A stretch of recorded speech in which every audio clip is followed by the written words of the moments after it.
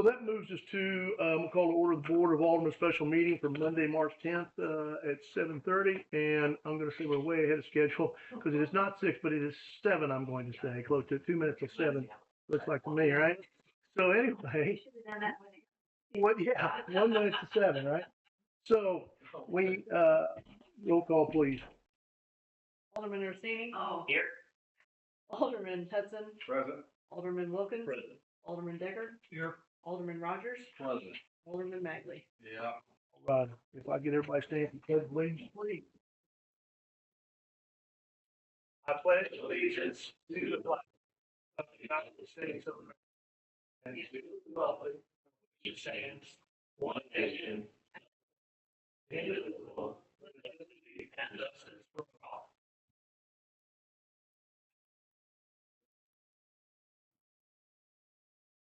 All right, thank you. I'll hold on a second. We got some clock modifications going on. Is it both? I think Hmm? both Yes. items. Yeah. Got it. Okay, that moves us to closed session. I would entertain I move, we go into closed session during the meeting, the Board of Aldermen may elect to go into closed session, hold a closed vote. Closed session and closed vote shall be one as provided for in section 610021. Statutes of Missouri for legal action, action or litigation involving a public body or any communications between the public governmental body or its representatives and its attorneys, and 9, preparation including any discussions or product on behalf of the public governmental body or its representatives or negotiations with employees. second. First and a close second. Did you get who the second was? Yeah. Okay. Can't split it. It's got to be a person. Well, I got it. Roll call vote, please. Alderman Orsini? Here. Alderman Hudson? 4. Alderman Wilkins? 4. Alderman Decker? 4. Alderman Rogers? 4. Alderman Magley? Yeah. We're going now adjourn into closed session. We'll be back. Then we'll resume our regular session, which will be budget meeting as may arise in adjourn. So, okay, we have returned from closed session. In closed session, there were no votes taken. The only vote taken was to return to open session, and it was unanimously passed. That moves us back in from closed session to our regular session. But I would like to make a motion that we would add Betty Gooding report from the Chamber of Commerce at this point. Second. So first and second to add Betty Gooding, representing the Chamber of Commerce, into the session after 5 into 5A before 6, the workshop. So All those in favor? all those in favor? Aye. All those opposed? It passes. We want to hear from you. Come on, Betty. Thank you so much. And I apologize. This is kind of falling behind on the chamber. Our goal is moving forward to be able to report to you guys on a regular basis. So I guess I just need to clarify for sure. So when I go back to the board, I can let them know. Is it once a month? Once a month. It's always the second Monday of the month. The first meeting is at 6:30, and that is usually the Public Works and Utilities meeting. Gotcha. Sometimes You're it at lasts. 6:30, so I would do 6:30. Yeah, and we I'm can, good with that. we'll always add you, we'll just make a placeholder on that meeting for her. Well, There is a Well, it's- placeholder. it's There is a general placeholder government on the meeting. Oh, she wasn't here. She was like, Right. oh, well, that's still, it said 7. It said 7. oh, It was on time. you were on time. We were ahead of schedule. Like I said, if I'd have been coming to this, Hey. we would know ahead of time, so it's all good. Usually you'd have been safe because we're usually not that far ahead of schedule. So anyway, good. Okay. Okay, thank you. So, I have a few things. It's not gonna take long. One is, we'd like to invite everyone to the ribbon cutting at the new Hubble Training Center. I think they're calling it the Hub. That's March 17th, 9 to 11. I think Celeste has called a few of you to let you know that, have time to let you know when that is. Yeah, Hubble got a hold of me too, wanted to make sure I was coming, so Yeah. I'll be in town. So, and We everybody were a else. little disappointed in the time, but I'm thinking they're having some people flying in, probably the reason why they're wanting that early is what we kind of included, because we felt like it was kind of bigger turnout. It was like from 3 to 5. Mhm. But it is what it is. So I think they'll have a decent turnout. I hope so. Because they do a whole lot for the chamber and for the city. Anchor Fest is coming along. Brittany Harper is the Anchor Fest director. She has got 2 young ladies from the high school that are her interns now. We're pretty excited about that. She's actually teaching them and educating them on how to run big projects like this. They're very hands-on. They will be doing spreadsheets, helping with the spreadsheets. They're actually talking on the phone to vendors, and they are presenting to the chamber reports. So it's a very good program that we're starting for Anchor Fest, and we will be presenting 2 $1,000 Anchor Fest scholarships to these interns. Very nice, very nice. Mark Williams is the chairperson for the Anchor City Car Show. He has a crew that has been doing this for the past several years, they came and visited with the chamber. We was very educated on how much they really did do. And I'll just leave it at that. We didn't realize how much they really did. That he handled it all. Mhm. So we are 100% behind helping him this year to let him know that there is people there to help him. Whatever they need, they'll get the help they need from the chamber. So we're really excited that they're part of. I believe that, I mean, it was really asked about with a lot of people. I think it really bolsters Sunday, the finishing of the Anchor Fest in a lot of ways, right? And it did, we could see the ticket sales and revenue was up on Sunday compared to the year before that. Brittany has such a very good record keeping, and it's just a great thing that we can just look every year and be excited about. A good way to see that we have favorite ground. It's very good. Chamber after hours will be April 15th. It's going to be at the Central Bank from 5 to 6:30. This is always an enjoyable time to visit and network with other businesses. This is something that we're going to try and do more often, also in 2025, to get more businesses involved. We do have a new hire, 1 of 2. This is an administrative assistant. Her name is Jessica Harn. She has been part of this community and her family for the past 5 years. Her husband is actually a coach at the high school. We're thrilled to have her to work with the chamber and help us meet our goals and expectations of 2025. We're really excited that she's going to be part of it. She has actually volunteered when she was in college with the Chamber of Commerce in Kirksville. So, and she was an assistant there. So she understands how the chamber works and a limited budget chamber has, which is wonderful. So we're really excited about that. Her position will be about 10 to 15 hours a week. And then we're working on the second hire next. So the other thing is we will be announcing a few new projects from the ARPA funds that was presented to the Chamber of Commerce. We have to make sure that those align with the guidelines that's given to us. I have had a conversation with Janet Thompson. I'm confident the things that we've chosen is not going to be an issue. We just have to really make sure know how we do the process moving forward, like where do we send the receipts or whatever, those fine details. So we will be coming and visiting with the city, some individual and publicly on some of these things that we're going to be doing, because it is going to be, we are going to need some of your input as well, permission to do some of these. We're looking at more beautification for the city and adding to the city as much as possible. Focusing on that and not trying to just funnel it into the chamber. That's all. Thank you guys so much. That's a great report. Yeah. Thank you for what you're doing in the board's room. Yeah, go ahead. Yes. Has there been any word about this fall, a possible return of the Anchor City Cook-Off? That will not be happening unless somebody wants to. This is the reason why. There's not just a little loss, but a very large loss on putting this event on. Now, it is a wonderful event. I understand and appreciate uh, the whole dynamics of it.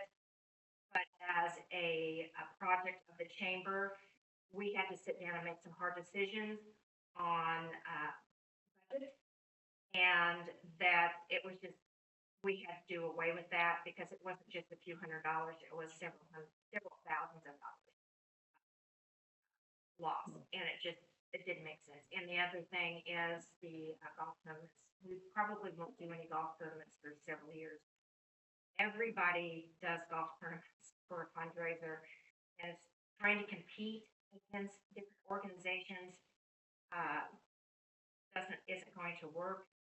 And when you get sponsorship and you ask sponsors to sponsor some of this stuff, and then you don't have a good turnout, you kind of feel bad that you've got your money and we're not making any money except the money we get from the sponsorship.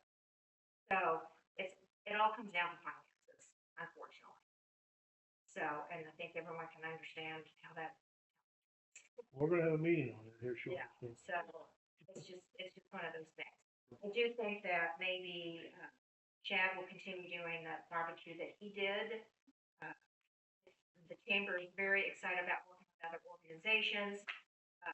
We're working right now with Lee Allen on the fires. The fire history. We really brainstormed, we got really excited about that, and we're looking at fundraiser for the fire department. We'll get some good ideas on that, but we want to visit with Lee Allen and get all that kind of out, and then visit with the fire department, and visit with the city about how to report. So. Thank you. All righty. That will move us then into the budget workshop at this time. I'm going to let you start us off on that. I'm going to, Anyway, no, you don't have to. Any bullet points you need to give them to me, just we do one of those as well. Right back. all right. So I have a couple handouts. I did not make handouts for everything because a lot of this we've already gone over.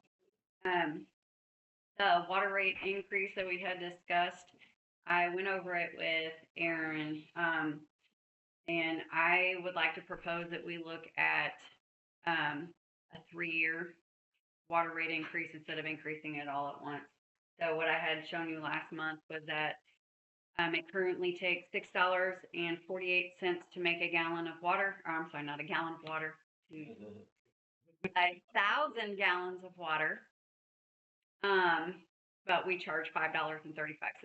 So for every 1,000 gallon water we make, we're losing quite a bit of money there. And we're not supporting our infrastructure. So my suggestion to the board would be that we look at a 3-year water rate increase, where we would move to $6 this year, $6.50 next year, and $7 the third year. And then reevaluate at that time to see. Taking into consideration any potential cost increase we could expect for each city. No. That just gets us to a point where we're making a little bit more than what it costs today. That's why we would have to reevaluate. For the next couple of years.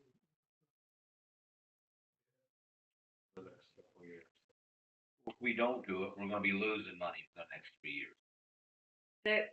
So what we could do, you could either do a 3-year water rate increase, or we just agree that this year it goes to $6. And then next year we look at it again to see if we're doing a 50-cent or 75-cent increase. I don't know, I'd rather see the 3-year. I don't wanna see it at all, but I'd rather see the 3-year. I know it's coming. And if you keep doing it every year, people are gonna just, we got other things coming up too. People crazy. The thing is, if we put a 3-year in, we're gonna have to adjust it next year because our costs are gonna go up. But the 3 year is gonna be a 4-year. We'll still be operating in the red at the end of 3 years. I'm really hoping eventually that the whole inflationary thing will stop. It will be $5 a gallon if it keeps going up. I mean, Last year, the 7. I know. Cause you don't know what it's gonna go to next year. If you do a 3-year, you're still gonna raise it. You're You raising it. still know that you're gonna get 3 years. You've already At least the raised it. public knows that it's gonna go up the next 3 years. I mean, if we're thinking it's too much of an increase to do all at one time, I can understand that. I don't think I would wanna lock in 3 years worth of increases right now. So we No, know what costs are gonna No, I agree with that, but they ought to know that it's going up the next 3 be. years. It's, the reality Instead of is, hit them this time this year and then, oh, well, it's gotta go up again. Oh, then it's gotta go up again. Yeah, that- At least they already know that it's gonna go up the next 3 years. I mean, As far as hoping that it's, You- tapers off. We're familiar with major inflationary cycle that started in 1965. Wasn't truly reversed in 1981 and wasn't back below 3% until 1988. 22 years. if we wanna build a 3-year plan, we probably need to say, okay, add some percentage on top of it to try to predict that there's gonna be some level of increase in cost. Especially when you throw in, we know labor rates will go up every year. Mhm.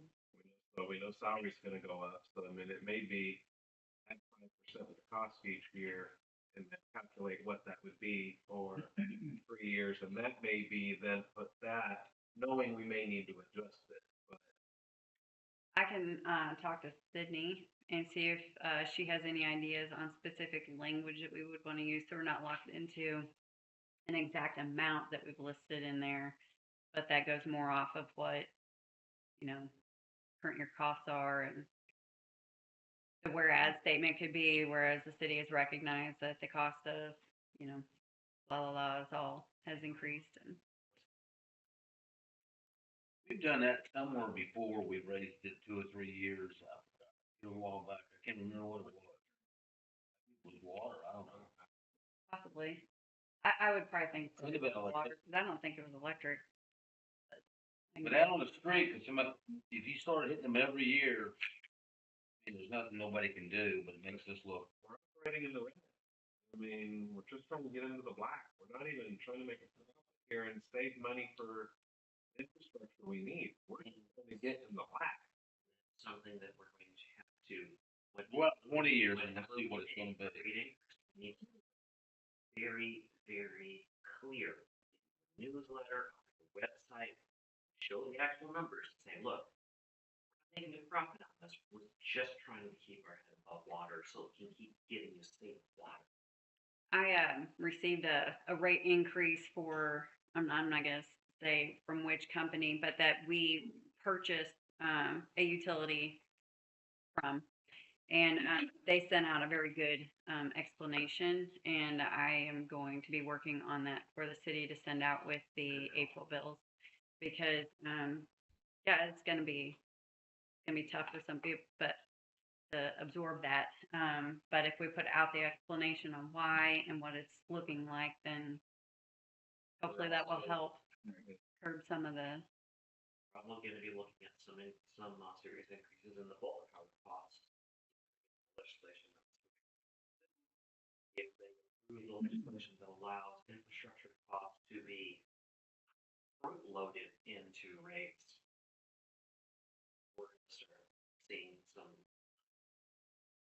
Yeah, from Well, Ameren. you're already gonna do the pilot thing. That's gonna throw money. Aren't you? The pilot, so the payment in lieu of taxes, it'd be, though what the board had discussed was a 5% fee on our utility, so it'd be electric, water, and sewer. And that goes to the general fund. Mhm. Well, that's what I'm saying. I mean, we're already looking at doing that to cover expenses. That's more or less because we can't get a use tax. I don't know what it is. Yep. We are taught that it's How are we gonna cover your? Where? Oh, I understand. So actually, it's on one of my handouts tonight. So we are going to start budgeting to save for that. I thought we had to do that the next year or two. No, we're expecting the next 5 years or so. 5 to 6 years. Start. You can find it. We're starting the budget process for the water towers. So we have the water towers, because it's going to be over $1 million for that project. I think it's first ladder.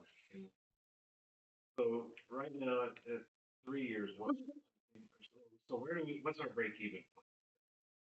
So our break even would be 648, but I'm suggesting this year because we're at 535 right now. So if we go to 6 years, or I'm sorry, $6, and then next budget year we go to 650, and then after that it's 7. So break even is what, 634? 648. So you already have some cushion projected in there, Mhm. of going to 7 in a year. Wages and everything. Maybe we just do a 2-year thing right now. I would just make it where we break even this 640, 680, or whatever it is. Move to that. You want to go to like 650 this year? This Yeah. one is break even. Do that this year. Over $1 times. Do it this year, and then let them know that possibly the next 3 years we could go up. Yeah, 'cause I mean, we gotta tell them. I mean, this is Instead of hitting them in the face every year. every year. I think in order to upkeep our infrastructure, we've got to get this up. Well, that's what I said. So maybe the next year will be 75. We tell them that the third year will be 7. Instead of doing this, we're gonna do this to keep from doing this. We do that? So So what do you guys think of that? We were running some numbers, sorry. Gotcha. It's So still gonna be short of $7. assuming a 3.5 rate, 3 years, which I think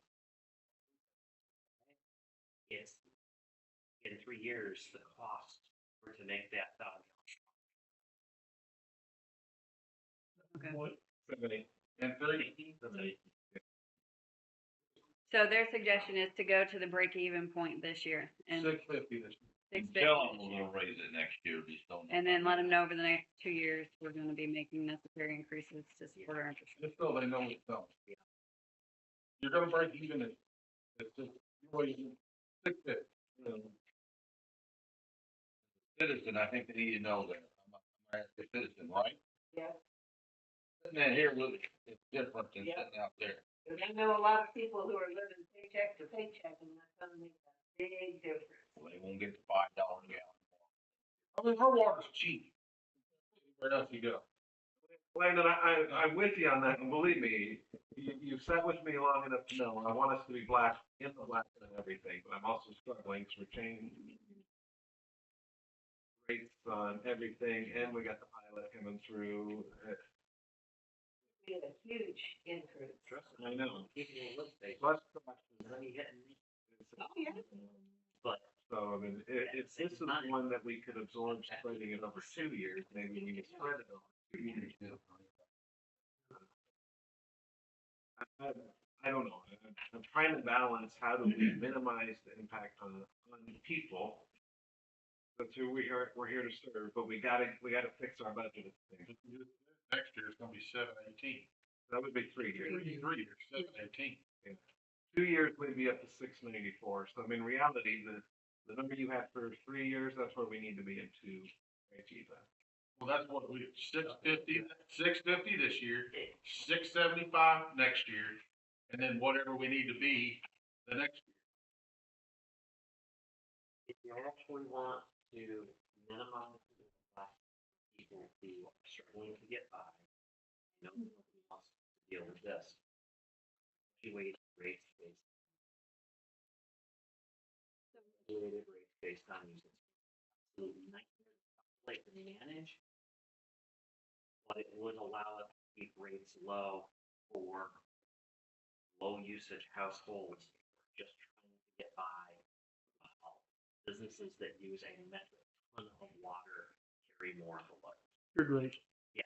So we had tiered rates, They did away but the with it. tiering went the opposite direction. It cost more for the first several thousand gallons, and as you use more, it got cheaper. Which is actually regressive. Yes. With that amount, would, some of the large businesses that use a ton of water, emerge? Sure. Is that our biggest water use? one of our biggest, water users is the school district.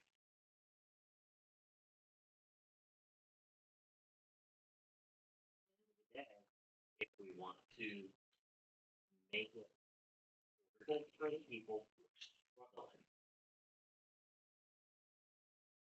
still be able to get to a point where we're at least treading water fiscally as a city, that's how we have to do it, is regressive tier, progressive tier. And much like how, um, and it's a pain in the butt to manage, I know that. But In your experience with that, would that deter future business growth? at the end of the day, business growth, business Yeah. our water is, even if we take that route, is still very affordable compared to a lot of communities. Yeah. And when businesses are, unless the business is really wanting to, somebody wanted to come in and start doing a strip mining operation or something stupid. It is incredibly water intensive. Water rates are not what they're looking at when they're certain rates. And again, even if we do a progressive tier system, There, our water rates are very competitive. when it comes to businesses, I believe that substantial businesses get bid for, they get they get courted, and they're looking for tax rebates, tax deferred over a certain amount of time when they first come there and locate. Those are things that are very, very, very hard for us to do if we don't get some sort of some subsidy from somebody else, because we just can't afford it with the infrastructure and things it costs. So we're a little bit in a dilemma of going after large companies. Not that we wouldn't want to have one, but you also got to have the base, and you got to have it north, south, east, west, 4 lanes of traffic right there, or the rail. We do have rail. So for when it comes to looking at this, I would say without question, large, the more expensive for your surcharge or upfront cost or meters or whatever it is for electric, water, sewer is insignificant when a company looks at their overall cost of startup and then their average costing of management of a facility. So. Yeah. uh, We would struggle to attract another bubble or anything like that based on interest. Logistics. You represent the business community, you're a citizen of the community, how does a progressive tier system? To me, it sounds good, because those that use less water will pay less.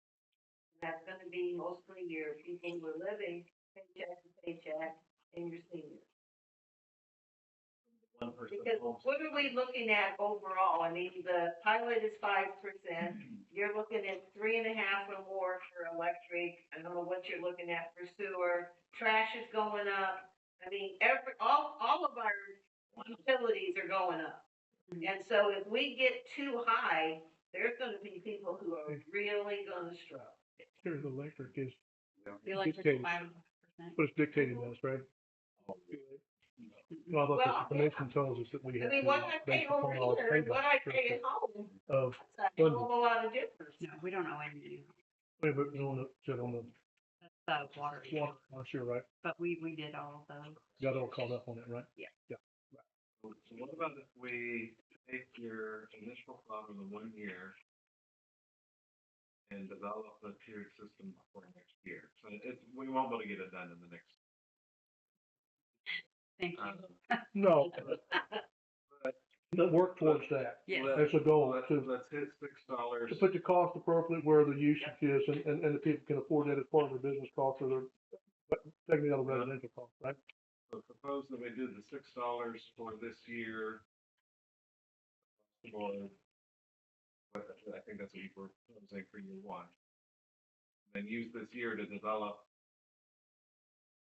Jessica's suggestion, to roll out a new way of doing it. Does that seem reasonable? Businesses and people need to know where we're headed. We know where we're headed in this room. But as a business, and we use a lot of water. Mm-hmm. It will piss me off every year you keep raising and raising. I kinda wanna know what's going on so we can budget. And homeowners. That's fair. Yeah. That's absolutely fair. I'm going on to bed. We can put the information out this year. Would it be appropriate for us to ask the chamber representative to have a conversation with businesses that represent chamber of commerce? To bring them up to speed on this conversation, so that they're aware from the business standpoint. Because all of the business rates are higher than what mine is. Whereas, for as far as the residents go, the best communication we still have at this point is the newsletter, still an article in per second. Explaining the situation. This is for this year is going to have to do a lot just to get anywhere near getting out of the mess. Yeah, we'll look at a system so that the people who live the closest to the edge are taking such a break. So Tara, you, $6, that's for residential, right? So what would that do on business? So $6 would be across the board for this year, because there's no way to come up with a progressive tiered system. Not, No, I realize No. that, but I mean, the business rates are higher than what, Everyone not on pays. water, The same. everything else is high. no, but it should be conversely based upon, yeah. Businesses pay more on trash service, but really it's the same for every other. We don't charge a higher rate for electric. Oh, I It's thought just it was. trash. Now, it's just the usage is so much. Yeah. No, not, Use is- in fact, lots of times the ours is whatever the minimum is. Now, if you have a larger meter, you'll have a higher base rate just because you have a higher meter rate every month. But that's just based off the meter size. Was the peak demand built into that, right, from a cold start if a plant had to start up? At the meter base, businesses get typically and we maybe need to consider this because they'll know what their peak startup is at Hubble and all their departments for electric cold start if it goes out. And every business companies I know in general have that because they used to sell that in the arc flash and the electrical stuff that we did in low start motor capacitors, soft start, all of that stuff that the radio frequency drive, all that kind of stuff to the startup to take that spike out of your electric because the electric has to have that capacity to that That's certain. that surge capacity, and that's an upfront cost that gets figured into their meter base cost typically. We're not doing that. We need to look at that. So you're trying to talk with the business community and we've done on where we're going on this. Going on this, that's some communication in the newsletter. I think we have a plan. Good, now we can. Columbia will be able to pay and try to meet it. Provide us with what the verbiage is gonna be. The businesses are gonna get a newsletter too. Yeah, they did. Yeah. But we'll be happy to go in and listen to them. I'll tell you, I read that newsletter from word one to word last, but I know there are people that don't even look at that. Yes. The majority of the people This don't. is the first one I looked in at 7 o'clock.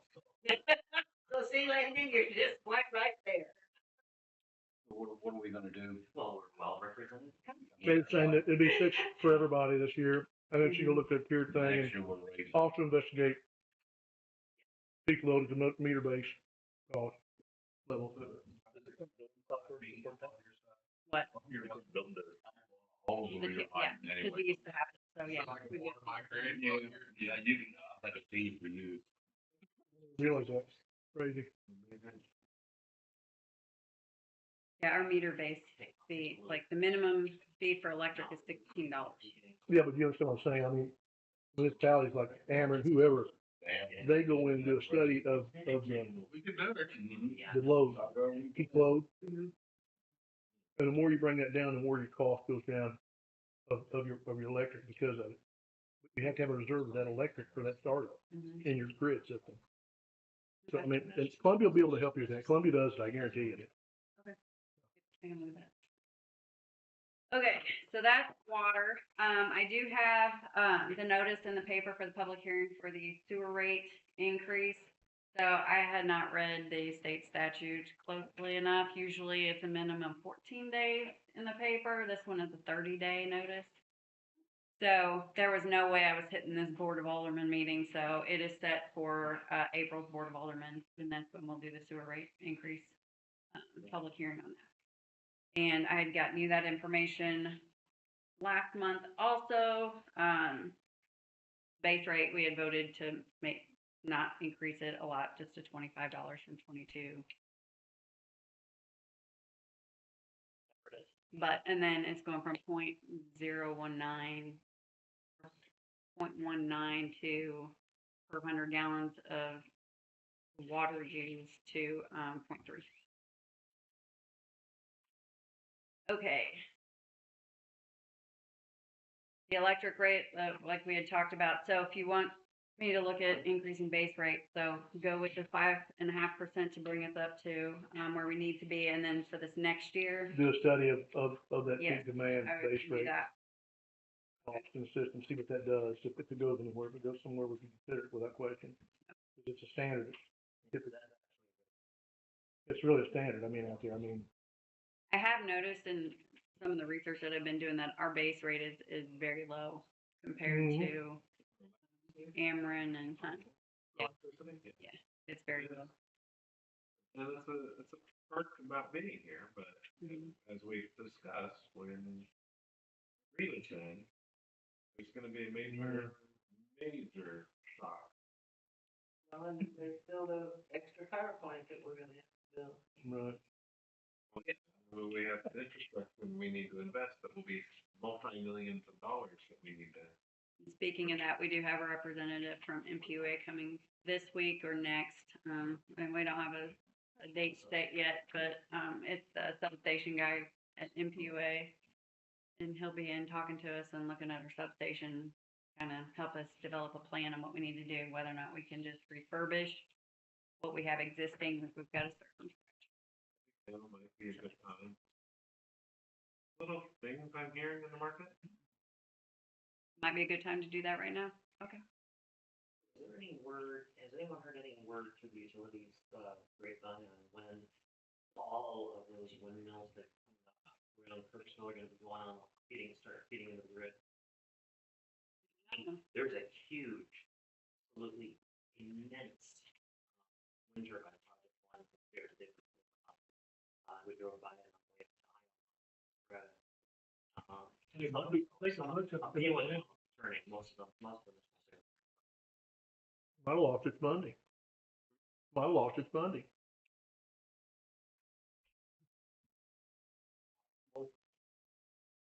Actually, there's no funding for that. That's all this. God, I didn't know, I mean,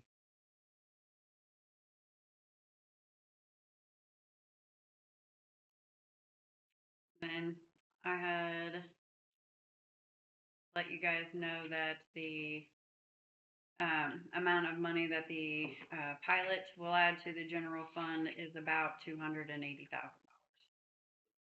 Between $300,000 that will add to the general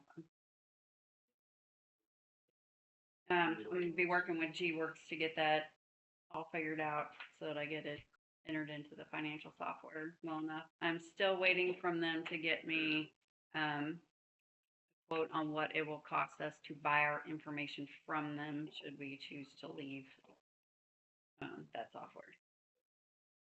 And I look to have that RFP out in early April. Get that going.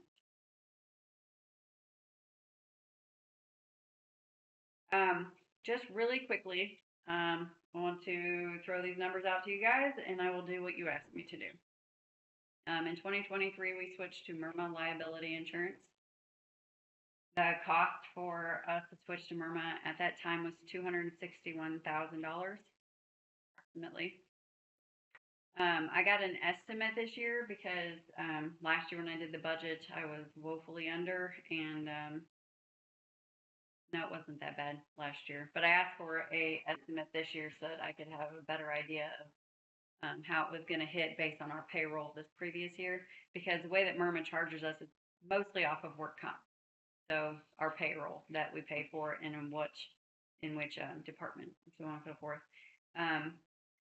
Last year it was 282, basically $283,000.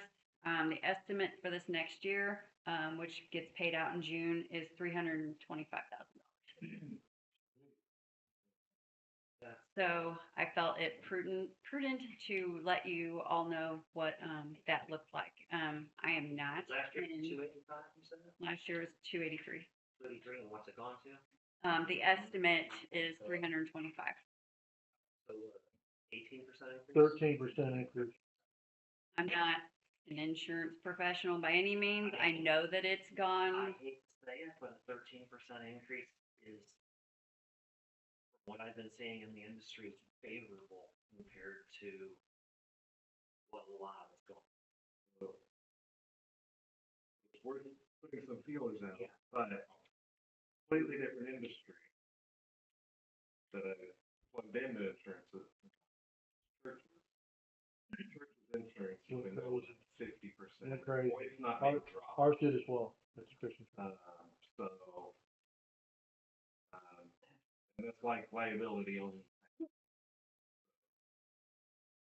And some of that insurance carries a much higher deductible than it was. I mean, Yeah. we got a pretty high deductible. As it is. Yeah. With ours, so. And no churches have been flat out off because of liability and stuff like that. Ours and our church went up over 20. A little bitty church out in the middle of.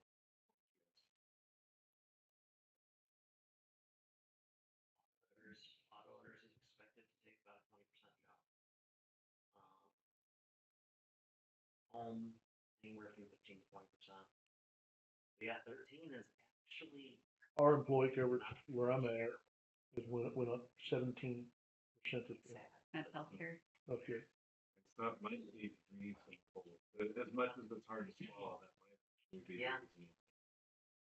Sorry. And I can definitely put the feelers out So to it might be see worth, and so yeah. it's helping somebody getting one, at least You know. like in one place. Somebody's several percent different, but I mean, it'd take, 2 or 3% is not worth productivity you lose in trying to change that all over. 'Cause there's a lot of man hours, a lot of work that Right. goes into getting that done, because you have all And your equipment, everything's gotta be, We get a lot of benefit from it. we really do. And if we were to choose to go away from them, I would have to let them know before June, and then we can't leave until the following June. So it's a lengthy. That doesn't surprise me. Okay.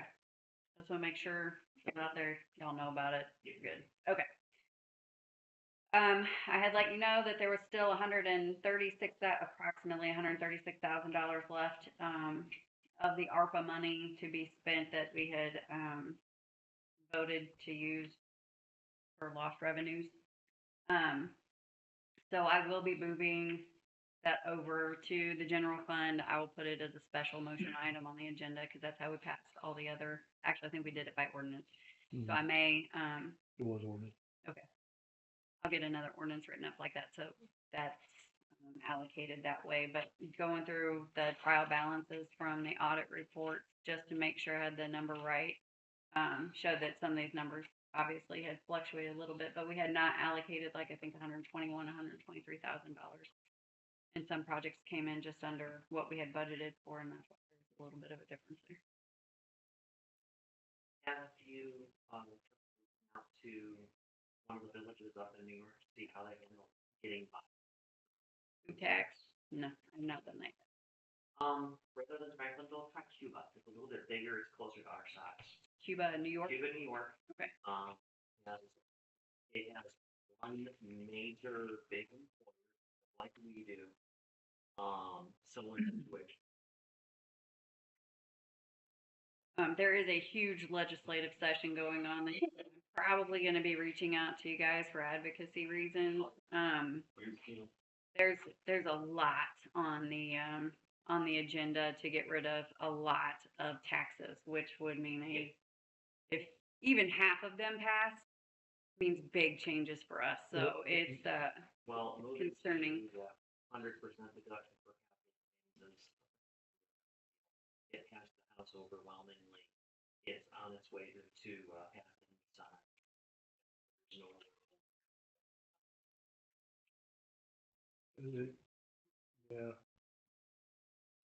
We just, if one gets passed, let alone 3 or 4 things. Everything we've just done, it's general fund just gets wiped away. It's good out there, but it's not good out here, is it? The food deal, we figured at what, 30, 30, it's like 33% is what we would lose. So That's that's 30% a third of of city our services. sales. So we lose 33% of our Just on police the food. department, 33% of our fire department. lose a third of our revenue. person out of city hall. It's worrisome. it's scary. I Um, mean, it's How are we concerning. gonna offset that, if that does happen? Well, the question is to ask the state because they're not supposed to be able to take revenues away from the municipalities without replacing it or having a way for us. That's exactly right. So I'm hoping that the Missouri Bar Association and the attorneys, Stick with that. so Maybe give us our. we're just following it very, very closely to see what happens. We have yet to see how the freeze on senior citizens property tax, real estate property tax. I think it's gonna be pretty negligible. Really. I mean, Yeah, actually, there was no reason, there wasn't any change, right? well, I bought a house and Well, that was your and choice. a 1954 house, and they didn't realize it had bedrooms it didn't have before, and I got a Boone County permit, and so mine went up quite a bit. But so it is good. It is good. Keep you from buying out. Fixer upper at that.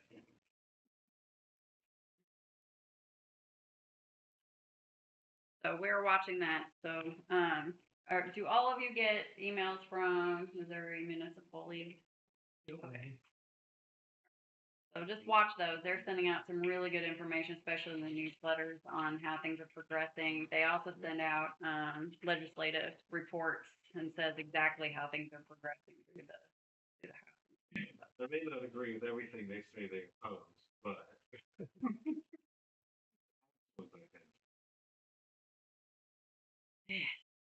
Yeah. I don't know if I'm that passionate about that one, right?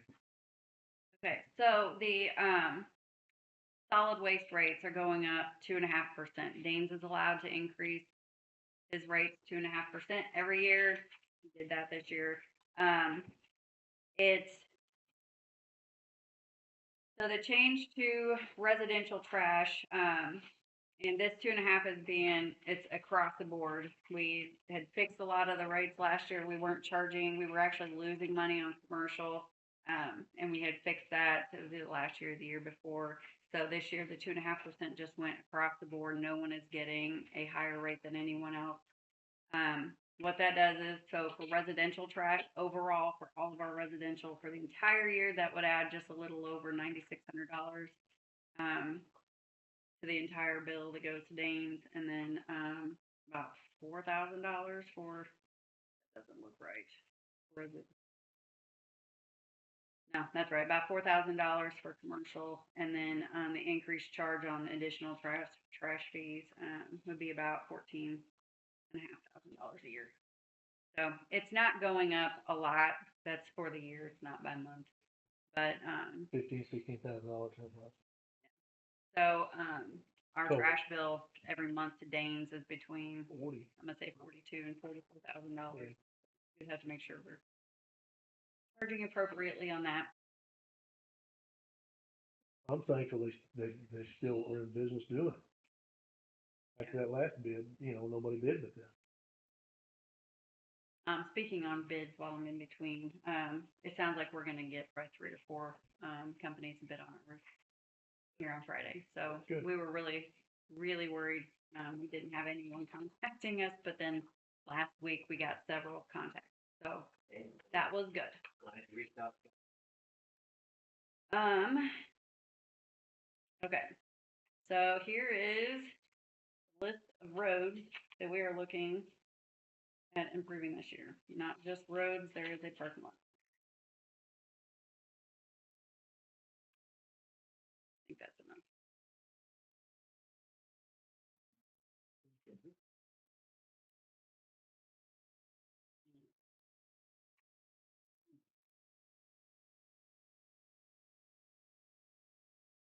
So last year when we talked about Bicentennial Park, we also talked about the golf course. So that is on there. I had talked to Earl and we need to have some conversations with the park about the golf course. They're requesting that the city monetarily support the golf course. Examples that he gave me were right now they don't pay for any fuel for their vehicles. The city pays for all the fuel for any city-driven vehicle in town. The city pays for it all. The park doesn't pitch in help pay for gas at all. So he's asking that we do that for the golf course too, because they pay for golf out for all the golf carts and all those gas-driven vehicles. What's the estimate? You can do that. He's saying about $7,000 to $8,000 a year. $7,500. 7,500. No, doesn't know. No, doesn't know work. That is so I would like to get I'm gonna talk to Earl. Reached out to him today and didn't get a response, so I'm sure he probably had something going on, but maybe get him out here Monday to address the board. I really don't want to do it on his behalf because if I don't say it right, I don't want to be upset with me. So but yeah, they are looking at possibly asking the city to pay for their electric use out there and fuel. And what do those two cost together? You got 7,500 for the fuel, is right, what I heard? I think I'm trying to remember the number because I asked him to come and address, so I didn't write it down. 12,000. Is it? I was thinking. Are we gonna pay for between the 15 and 20. 64,000, only 65,000 for the parking lot? It's in the city's budget. So we had talked last year about doing that, and that That he needs to get the other stuff. Yeah. If brother, we'll do the other, if he wants to pay the 65, yeah, we'll pay for the gas, start, gas, and the electricity, but then we ain't gonna pay for all of it. That's my opinion. We're not getting. I was not in favor of the parking lot. It is city property. But I was reminded. I mean, we spent 100,000 on bicentennial. There's something that's been brought to my attention a couple of times. More than a couple of times, a handful of times, 5, 6, 7 times in the last 2 months about budgets and things like that, and I've had questions. What were the parameters under when the city helped get the golf course secured? What was the deal about it being a golf course and for how long? Because I was not involved with that. That was right when I was coming in. Was there I've been told there was a time frame that needed to become fully functional and self-supportive. I just need help understanding how that looked for those folks that were here. My understanding is that we need to be self-sufficient. I thought it was like, what was it? I don't remember the time I frame. don't think we said it. The city was not, there was a time frame, but the city was not in position to support it, and we didn't agree that the city was gonna be funding the golf course. It was gonna be self-sufficient. Do you remember how long, Lynn? Which, I was saying like 5 years. It was a 3 to handful of 5, years. 3 to 5. It was a handful of years. Okay, and that, That so we were supposed to be self-sufficient. understand, the reason I'm asking it up is not to make a debate of it. I just want to clearly understand what was talked about and what we were, as a group, were talking about doing and what the playing rules were starting out with the golf course. Because I get it asked to me and I want to make sure we're all on the same page when we're asked that question, that, this is what it is. So, what becomes challenging is, and I've heard it from several taxpayers, they say that, and they're right, we get taxed and it goes into buckets. There's a bucket that goes into Parks and Recreation, it goes into schools, it goes into the library, and it goes to the city. So, to what point do we help is the question that I want to make sure that we're clear about as we go into this, moving down the road, right? There needs to be, I think, some understanding with this. Now, I'm gonna be the first to tell you, I was extremely great with us getting the golf course. What's 70 acres, 80 acres, whatever it is, one of those two, close to it. Much more than the Nick and Noah's, the East Annex, because it's come close to being solvent at this point, I believe. It's right close to not being subsidized by their budget money. So I just want us to be thinking about what does this look like down the road of what we're getting into that, and we're gonna help out with, or not help out with, right? And reasoning behind it for all taxpayers. To me, when he's asking us to pay for gas and electricity, those are operation costs. We should not be helping him pay operation costs. The parking lot is more of a capital cost, that's infrastructure. That's where I think, where we have to say, we'll help you with that. Not saying we're gonna always pay for every bit of it. Well, based but upon, we should not be paying operation. based upon the fact that it improves the appraised value of an asset of the city. What? Based upon the fact that that parking lot adds an appraised value, appreciated value of the park that the city owns, an asset the city owns. Regardless whether you play golf on it or anything, the city owns the park, they own the golf course, they own all of it, right? So with that, it's easy for me to be able to say, we should, I don't have a problem with the paving because the fact is, it's a city asset that with that investment, it's worth much more money, appraised. Right. So that's kind of where, then that will start to get blurry when we start talking about, when does it become a subsidy? That we're subsidizing a program or a facility, right? I think that's what people are asking me. And there are people that really don't use a golf course. I'll be honest with you. I think it's people that don't really see the value. They don't use it. It's not something they use. So that's what I've heard. I want to make sure we're thinking about this as we go forward. And I want y'all to clearly help me understand what the playing rules were when we started out down this road. With the golf course, I needed some education on that, so I understood what Don't they rent the golf carts? they do. So what's that money go towards, and what is that covering? Say leasing the golf course, they don't get the golf No, cart. cart. Yeah, the golf cart, they don't Right. own them, they lease them. Okay, So it's lease fee probably, I guess. that's what I'm getting at, the why is that? I'm not sure. I think that's I a don't good know. question for Earl, but I I don't think it's so much the parts that are burning the gas, it's the mowers. That's, again, that's an operation. I'm just saying that it's not the golf, it's the mowers. Yeah, it's equipment to manage and keep up the ground, so I'm sure. And the price of chemicals are down the road. Oh, they went crazy. Chemicals went crazy. Generally agreed that no, we should not be paying their gas or electric. I think we should. We should not be paying our operational costs. I don't think we should be paying for their gas when they're electric. Well, we're doing that, we own it, I mean, we do own it, but, we're bailing them out, but. I mean, we bought them a mower, We did buy the tractor. we couldn't have bought them a mower. Bought them a mower, Well, it's a We capital paid asset. for a parking lot. and we still bought them a mower. We bought them a mower, but the city bought a mower that the city owned. When it We gets love to the it. mower, which means the city could turn around and sell them. It's much easier for me to delineate that this is city property. Yeah. That could be liquidated and it has a value. Versus, infrastructure cost or. My question on this would be, and I know Earl's not here, and it would be good if he was, but maybe this is something we could make sure he has a chance to do a little homework on. Is, okay, if we're spending 7,000 or 12,000, whatever it is this year that he's projecting, how much did the park board subsidize the golf course last year? How much did they subsidize the previous year? Is it getting better? And are they projecting they need a year?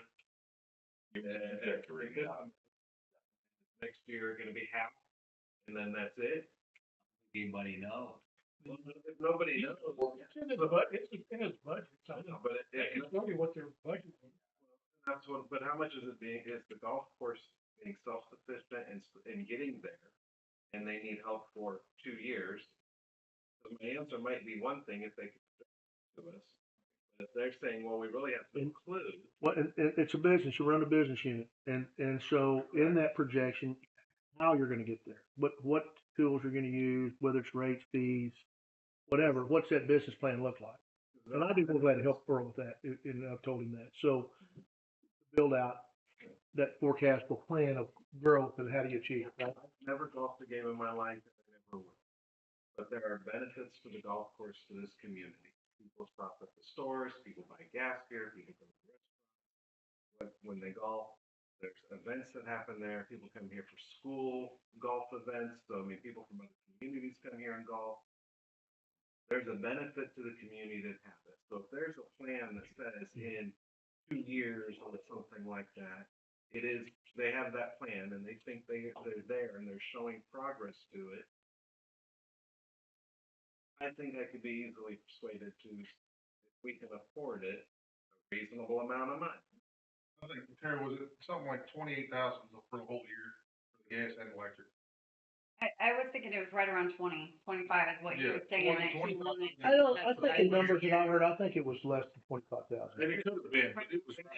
It's a reasonable amount of money. I might be able to be persuaded if they're showing a path to the city not subsidizing it. The agreement was that it would be a standalone within X number of years, and if the agreement was 5 years and it takes 6 years and they're just close, I'm not going to lose any sleep over it. We wouldn't wanna, we I wouldn't mean, that's wanna, come a long way, I tell you oh, no that. question. A long way. And I agree from what I've seen, We should be able to throw that in the numbers. but let's see that number. Let's see that number. That's all I'm asking with that. Is- So I think the first 5 years of the golf course being open, I think those numbers are gonna be a little bit more difficult just because of COVID and what happened there. I think we- They also had the clubhouse renovations, which blows their numbers quite a bit. We did give them $150,000, Well, but their cost exceeded that. But, So but that's, the clubhouse renovation, as we got out of COVID, we've seen that growth in participation of use of the facility, regardless of what we were doing to the property. You can pull the capital out of it and you can see what your revenues are growing or how they're growing and how they're growing, right? So you can still, your revenue generation can be shown over that period of time with the costs that are not reoccurring, right? So you take out the reoccurring costs and you're able to actually look at the trend of what the business is doing, right? So yeah, that, agreed. And we- COVID, but I'm gonna tell you, COVID That's a good sign. saved golf. COVID brought golf back. That's right. COVID 100% brought it back. saved golf because golf had went like It this did. because people were on these phones. Young people weren't learning the game. They didn't want to go out and play, do anything. I mean, it was really getting bad. So it saved the game of golf. The thing that has to be, I think, guarded against it, are we going to get to that state again? That is, it's a diminishing return on all the effort you're putting into it. That's the only thing I'm saying, because I 110% believe that property is well worth the investment we have in it. No question about that in my mind. And if it can be a golf course, I absolutely would love for it to be one because I think it's a great amenity for a town to have. So I want to make it really clear, I'm not against it, but I also wanted to know what the playing rules were because people do not forget some things, especially when they're conversing on the other side of it. Well, it's for I mean, I know, we bought it. you used to be able to go play 9 holes in and out. Went out there Sunday and talked to a guy, and 3 hours and played 9 holes. Because it was crowded. That's cool. And that's great. And they were turning people away because they were out of parts. Mhm. And like I said, Yeah. I've never played it. So, I mean, it's moving out there. I never will, but I think it's a great thing for our town. But it's gotta be, just like we're trying to do with our utilities. Oh, yeah, I it's gotta get it. Operate in the black. Get it. Yeah. Or the parks as a whole needs to operate in the black. Well, what makes them, I think it's say that we do not have the information that we need in order to make those. what makes the parks department? So we can. Well, yeah, cause Because the pool department, the pool The is. pool will always. The pool has never, The pool had money lost you, here. you work very hard to keep it from being a big gap. Yeah. The pool will always be a lot. Golf course, they haven't made But- money. But that's because the pool is a service, whereas the golf course is a business. Two different things. The pool is there to give kids something to do during the summer, and it's a service to the community, plain and simple. The golf course gives people something to do during the summer. Yeah, That's a business. That's, there's wants and needs in anything, any business, or any company. We're in the business of the citizens, right? So the bottom line is the want comes, it's a need. I think there's different. I think a pool is a need in a community, period. It has been for years, and I think always will be. And you got to subsidize it a little bit. I think everybody do that, but you can't. Parks, you got green space. You don't make a lot of money with green space typically, right? So the problem is you can't have a bunch of cost centers. You've got to have some income centers that help you be in the black or solvent, right? And that's the challenge of balancing. If you get too many of these things that are subsidized, where do we get in trouble? Over in that bucket of money over there, right? And that overall health of our business there for the citizens of Central Ed. That's the only thing I'm guarding against. We have to think about it now. Yeah. Fair? Yeah. That's all I'm saying. Well, for the asphalt, we need to do it. It's a one-time I, deal. I agree with For that. the But next 20, we won't ever have to do it again. appreciates the value dramatically immediately. Exactly. Now, the park pass. Well, for anything, what you use it for, but we need very it. rough. It needs to be done. People can get hurt. And we have leverage on asphalt anyway. It's advantage. They can get that price we can get. It's hard. Yeah. I haven't been out there. It's horrible. On asphalt. Oh, it's, we'll pass. What is, what's the alley in Hickman to Allen? Where's it Behind where the old lacrosse is at, going, how far? just the 250 feet. It's a really short span, so we're thinking 61. So it's just going from Singleton to the fire station, Yes. okay. Yeah, it's bad. It's a bad one. I mean, our alleys are what needs to be kind of caught up now. Our streets are starting to catch up. We're going to be in a pretty good place, right? In the next Yeah, year. Here. after this next year, that's why there's only 2 years on here. What we're looking at doing is some bigger road projects for roads that need, now that we have maintained our roads to There's a no good milling point, in this at all. there is milling. Or I don't have it exactly listed out. We're going to start separating the milling out in our, you didn't put it up, you didn't, Mm-mm. In our RFP packets. It'll actually lessen the cost by separating out the milling and but the something- asphalt. It became very evident to me. It's something we need to do though, is when we mill a road, because there's a difference in paving a road, overlaying a road, and going back and pulling it down and you grind, right? And then you build back with your crown. We need to just start having a program of not just paving roads and grinding roads. We need to, as they're in the middle part of their life, or start to get to that, to spend some money on maintenance of those roads, so we give them an extra 4 to 5 years of life at 10% of the cost. You're talking about crack sealing and. Whatever, yeah, because I sat through that class, Mhm. and it makes sense that, it's no different your dang driveway, right? If you especially if you've got one that's blacktop.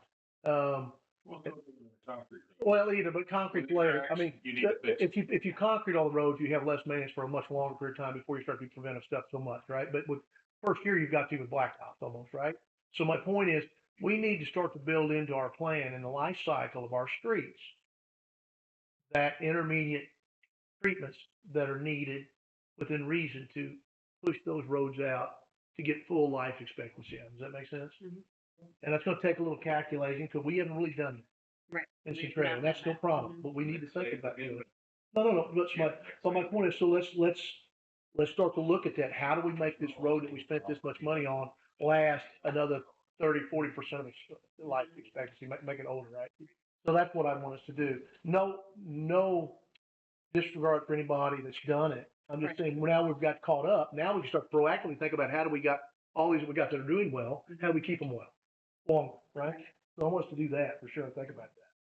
That should be part of our budget as we go into this planning in the next year or two, when we start looking at these roads, that should be part of what I would call it MRO, I mean, preventative maintenance, PM it, what streets are going to be PM'd and what does that consist of? So I think you're going to have two categories moving forward, right? To me, in the future, that we should be seeing it as a budget, as a group in here. I mean, does that make sense to everybody, what I'm laying out there? Do that, absolutely. We're graduating to that now, so that's good. That's means we're making progress. Yeah, we had it. Oh, I'd like to talk to you about Rolling Road. So the first one that's on there. So we have a small road that we maintain behind Tractor Supply. So you go and take that funny little dip down in between what used to be the daycare. Okay. You go around that road. The city only has half the road back there. The other half is on the piece of property that butts up to it. It goes from concrete to gravel, blacktop, right? Yeah, and one blacktop, yes. Yes, we have to spend time on that, 3 or 4 times a year. We've got to grade it. We have to put rock down because of the large trucks that use that road. And it's only gonna cost us a little less than $82,000 to do it. Here's the sticky point. To make road improvements, we have road, specifications in our code. We're not building the road, we're just wanting to turn it from gravel to blacktop so that it costs less to maintain it throughout the year. Do you guys see any issue with that? Because if we have to curb and gutter it, that's a whole nother deal, and we can only build half the road. I don't see a problem. I have no problem with it being, it's not a developed, an area under development. If it was an area under development, then it would be problematic because then we've set a precedent, I think, for contractors that are, they're builders. Right? Nobody's developing there. So I think that's the difference. I think that's the reason, right? So if they develop there, are they gonna have to bring it to the specs? Yes. Yes. Oh, yes. At that point, they would. We're just doing supervised maintenance on it. Being we own the road, we're doing what we need to do to be able to maintain it better for us as it exists. And then as it develops, then easements are gotten and all that kind of stuff. Money over time, Mm-hmm. Yeah. because we're already spending money on it. Okay, so that's on the capital. Oh, we had talked about putting asphalt down on the CPD shooting range. That's on there. It's $25,000. My question is, do you want part of that to come out of the police budget, or are you okay with it all coming out of the transportation use tax, or not use tax, transportation tax money? What would we do with any other department? We don't wanna take it out of the police. Well, What would we do with any other department, we're doing their parking lot. It's part of transportation. What is, we did that over to electric Mhm. building. So if that's what we do that for them as well, obviously. Just to be consistent to all the departments. What we do. We're doing the golf course, The state fee. Yeah. So, I mean, yeah, I think we should, absolutely. That's that. Now we have, and this is not complete. I'm sitting down with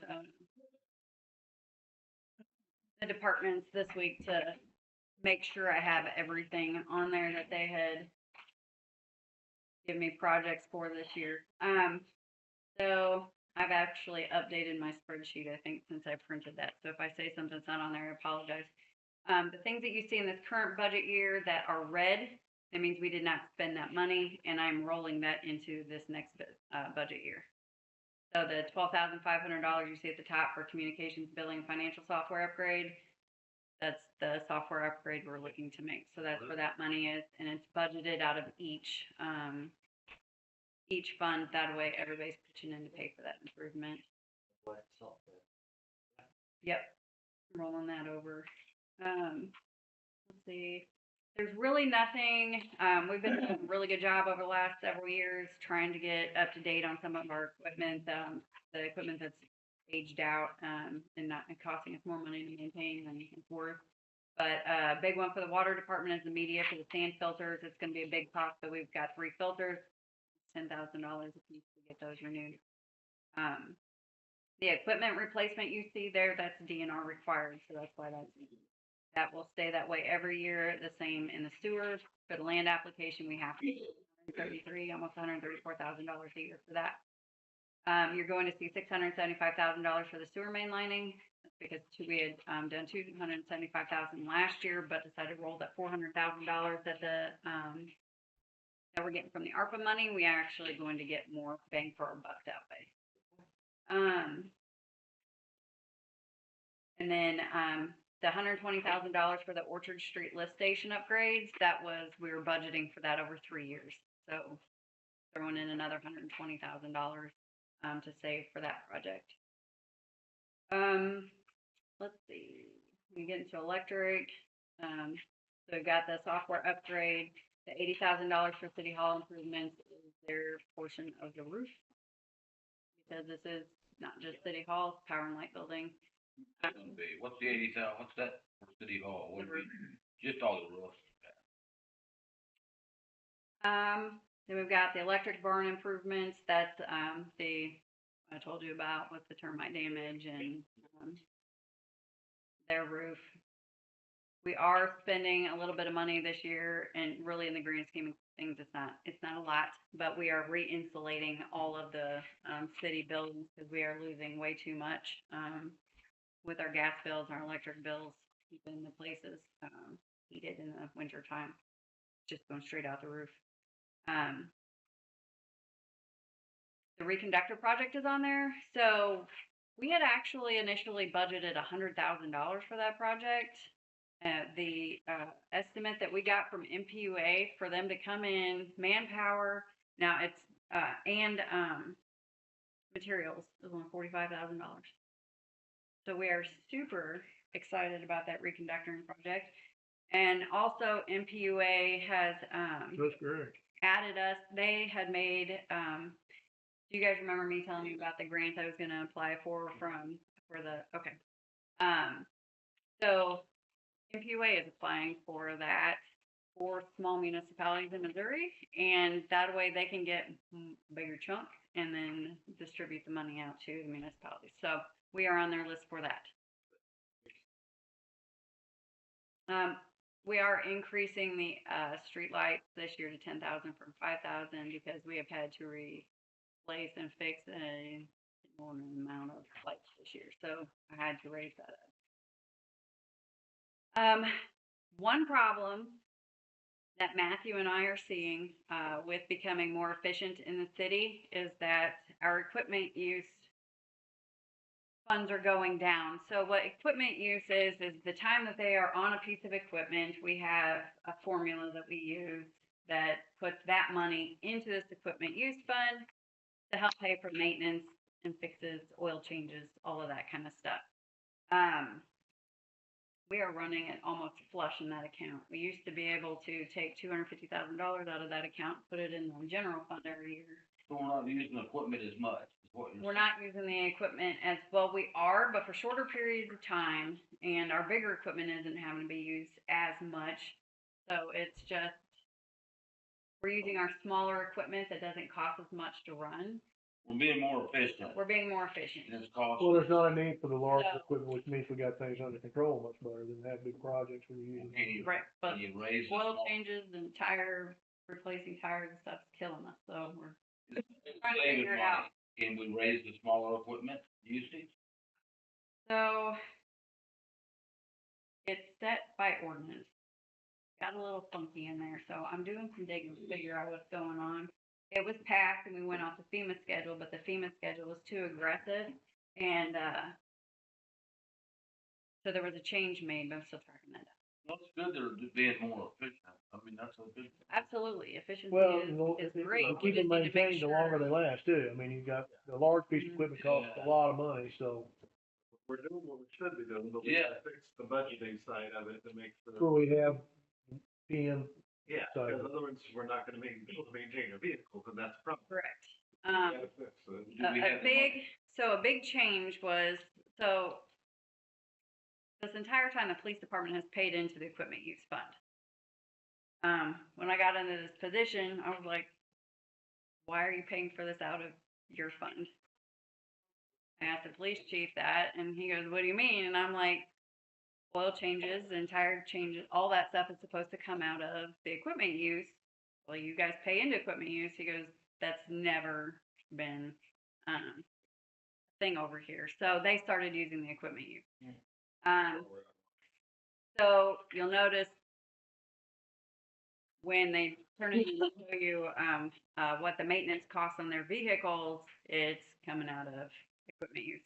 And it's a pretty big drain on the And those smaller vehicles don't have as high of equipment use, but they have high usage, but they don't pay in near as much as our bigger equipment, obviously. So, You just add It takes- units there.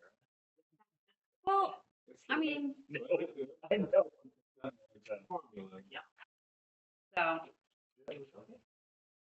so we're trying to figure out, I'm gonna be doing percentages to see what percentage is spent out of the police department and what they pay in, and same for all the other departments, just to kind of see where the money's going, where it needs to come from, and then if we have to, then we start budgeting out of their own funds that they have to cover some of their maintenance with. Or we look at, The usage thing, that's a percentage, right? Or what? Finish your statement. Or, or we go back to the FEMA schedule, but it's a drain on the general fund. no, That's Why originally what can't you changed. bill it to, doing underground, why can't you bill it to that job? And then they pay so much, if they're on the equipment, they pay so much. They do. It's just that the smaller vehicles that are getting used the most are taking quite a bit So of what do you maintenance. charge your equipment? I mean, what do you run your equipment per hour?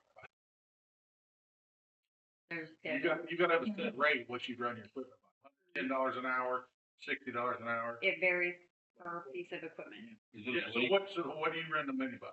The mini excavator, what is it to run that?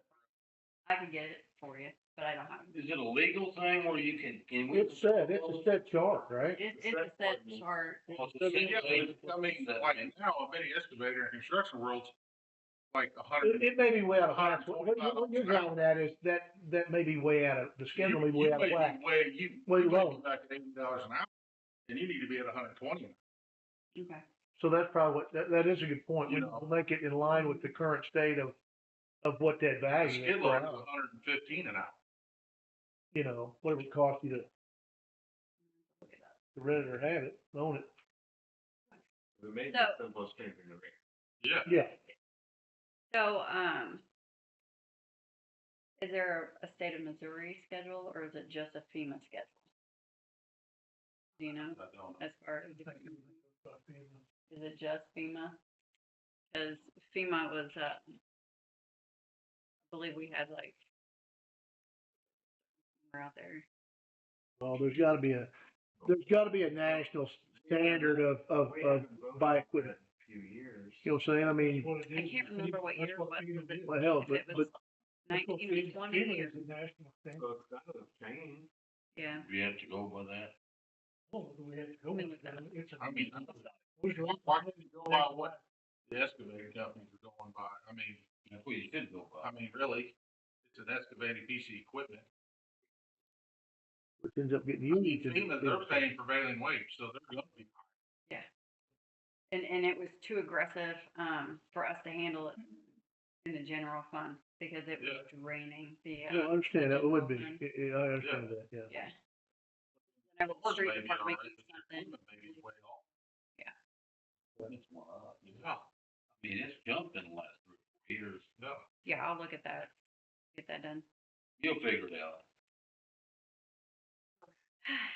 Okay, so I'm not gonna be able to get a draft budget. I was gonna work so hard to get a draft budget to you by the Board of Aldermen meeting, but that's just not gonna happen with some of the things we're looking at, still waiting on. So, we're gonna have to set a special meeting at the Board of Aldermen meeting to pass the budget and, resulting ordinances for that. So, We normally have a end of the year meeting we do. I was gonna try really hard to, and actually there's legislation, and Jessica, you may already know this since you follow it, there's legislation in front of, that's, being considered I would have to get you a draft budget within 7 days of it being passed. So if that goes into effect, we have to figure that out. I like to have all of the income and the outgoing plugged into so we have the most accurate budget, but obviously that won't happen if we have to pass it at least 7 days before you vote. Well, then at that point, we'll have to hear to what needs to be done, but Right. until then, we'll move along. Can I ask, what did you decide to do on the police department? All right. There's not been a decision and Harlan left, so, I'm just thinking that we were looking at having to buy 5 cars, and that's a lot of money and stuff, so. And if there, any of these, like you said, tax cuts go through, and how much money you're gonna lose, you know, there's gonna have to be a lot of adjustments. If all these tax cuts go through, we're gonna find one, go kart. Just pay it. Just pay it again.